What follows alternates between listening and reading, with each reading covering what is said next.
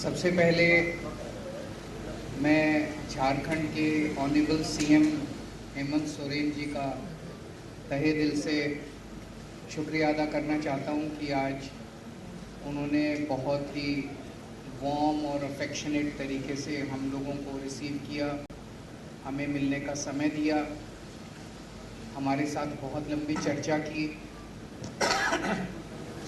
हेमंत जी के साथ हमारा काफ़ी समय से बहुत एक तरह से भाई का रिश्ता है, मैं अगर कह सकूं तो, और आपस में हम लोग कई विषयों पे समय समय पे चर्चा करते रहते हैं।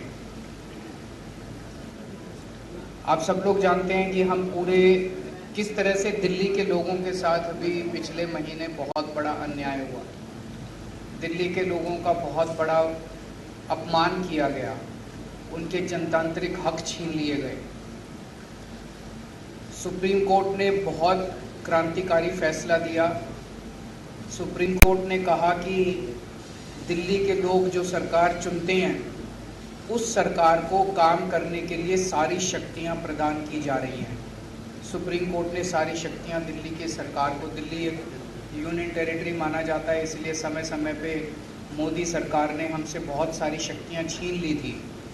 लेकिन 11 मई को सुप्रीम कोर्ट ने आदेश पारित करके वो सारी शक्तियां दिल्ली के लोगों को वापस, दिल्ली की चुनी हुई सरकार को, कि दिल्ली के लोग जिस भी सरकार को चुनेंगे, चाहे इस पार्टी की चाहे उस पार्टी की, उस सरकार को काम करने के पूरे अधिकार होंगे। दुर्भाग्यवश 11 मई को ये ऑर्डर आया और 19 मई को, 8 दिन के अंदर 19 मई को रात को 10 बजे, रात के अंधेरे में मोदी सरकार ने अध्यादेश जारी करके सुप्रीम कोर्ट के आदेश को पलट दिया।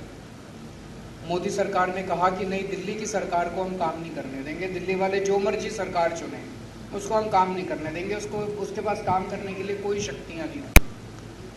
ये तो एक तरह से दिल्ली के लोगों का अपमान है, दिल्ली के लोगों के अधिकार छीन लिए गए और दिल्ली के लोगों को बिल्कुल एक तरह से जनतंत्र के अंदर एक बेदखल कर दिया गया, पूरी की पूरी दिल्ली के 2 करोड़ लोगों को। अब ये जो अध्यादेश जारी किया गया है, ये संसद में आएगा, संसद के मॉनसून सेशन में।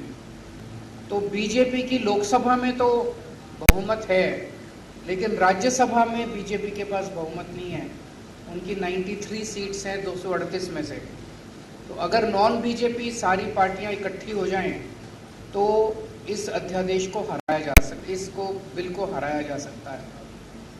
ये बात केवल दिल्ली की नहीं है, ये बात इस देश के जनतंत्र की है, फेडरल प्रिंसिपल्स की है। आज ये दिल्ली के लिए ऐसा अध्यादेश लाए हैं, कल ये ऐसा ही अध्यादेश झारखंड के लिए ला सकते हैं, राजस्थान के लिए ला सकते हैं, पंजाब के लिए ला सकते हैं, हरियाणा के लिए ला सकते हैं, तमिलनाडु के लिए ला सकते हैं। किसी भी राज्य के ऊपर कानून पास करके, अध्यादेश पास करके उसके हकों को छीना जा सकता है। ये तो एक तरह से देश की आज़ादी की बात है कि जनता सरकार चुनती है और सरकार के पास जनता के सपने पूरे करने के लिए, उनकी ज़रूरतों को पूरे करने के लिए सारे अधिकार होने चाहिए। ये एक तरह से संविधान के साथ छेड़छाड़ कर रहे हैं, संविधान के बेसिक मूल्यों के साथ छेड़छाड़ कर रहे हैं। हर हिंदुस्तानी का फर्ज है कि इस अध्यादेश का विरोध किया जाए। अभी हम पूरे देश भर में घूम रहे हैं और हमें सभी पार्टियों का बहुत अच्छा सहयोग मिला।